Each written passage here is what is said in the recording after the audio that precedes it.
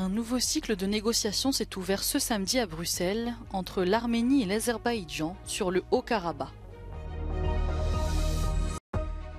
Le président sud-coréen a annoncé samedi une nouvelle aide à l'Ukraine lors de sa visite surprise à Kiev. La Tchèque Markéta Vondrousová a remporté samedi à Wimbledon son premier grand chelem face à Ons Jabeur. Un nouveau cycle de négociations s'est ouvert ce samedi à Bruxelles entre l'Arménie et l'Azerbaïdjan sur le Haut-Karabakh. Cette énième réunion, qui vise à résoudre le conflit qui oppose les deux pays depuis des décennies, s'est déroulée sous les auspices de Charles Michel, le président du Conseil européen. We are going through one of the most comprehensive and vigorous stages of negotiations between Armenia and Azerbaijan. And even though our meeting took place in the context of a worrying increase in tensions on the ground, I noted an important momentum in the political discussions and efforts. Charles Michel a annoncé son intention d'inviter les deux dirigeants à une nouvelle réunion à Bruxelles après l'été. Une discussion à 5 début octobre en Espagne, avec le président français Emmanuel Macron et le chancelier Olaf Scholz, est également prévue. Au moins 15 migrants ont été retrouvés morts au large des côtes tunisiennes ce vendredi. Un bilan macabre qui s'ajoute aux 1895 morts et disparus en Méditerranée, recensés depuis le début de l'année par l'Organisation internationale pour les migrations. Mais le calvaire des migrants ne s'arrête pas là. Les Africains subsahariens sont confrontés à des tensions croissantes en Tunisie. Les ONG sur place dénoncent des expulsions violentes et des lynchages sur lesquels l'État ferme les yeux. نرفض أن نكون لا أرض عبور ولا أرض توطين. Cette nuit, 407 personnes sont arrivées sur l'île de Lampedusa depuis la Tunisie. Selon les autorités italiennes, près de 75 000 migrants ont débarqué en Italie depuis début 2023, 2 fois plus que l'année dernière.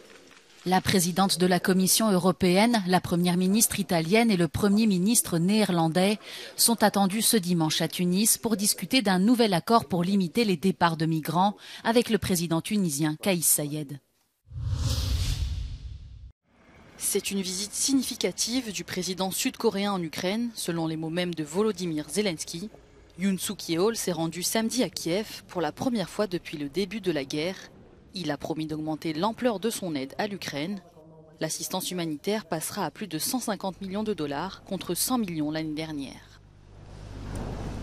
Можу з радістю констатувати, що вже виконується домовленість про передачу транспорту і техніки спеціального призначення, в тому числі машин для розмінування. Це допомагає нам рятувати життя людей. De l'autre côté de la frontière, au Bélarus, les premiers mercenaires du groupe Wagner sont arrivés. Ils sont désormais installés dans des camps militaires dans le centre du pays. Selon une vidéo diffusée par la télévision d'État, les hommes d'Evgeny Prigojine ont commencé à travailler comme instructeurs pour les forces armées bélarusses.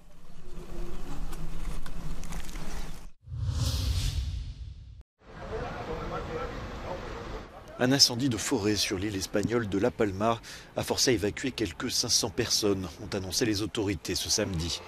Le feu a déjà brûlé 140 hectares et 50 maisons, selon le président des îles Canaries. Le nombre de personnes évacuées pourrait ainsi atteindre le millier dans les prochaines heures, compte tenu de l'avancée de l'incendie. Le feu s'est déclaré samedi matin à l'aube dans une zone boisée située au nord de l'île.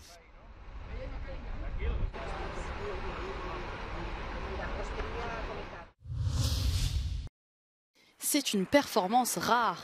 La Tchèque Markéta Vondrousová a remporté samedi à Wimbledon son premier tournoi du Grand Chelem.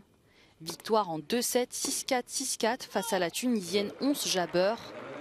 42e mondiale, la Tchèque devient la joueuse la plus mal placée au classement WTA à remporter le Grand Chelem londonien. Avec cette victoire, Markéta Vondrousová atteindra lundi le meilleur classement de sa carrière, au 10e rang. Jusque-là, son meilleur classement était la 16e place, atteinte en 2019.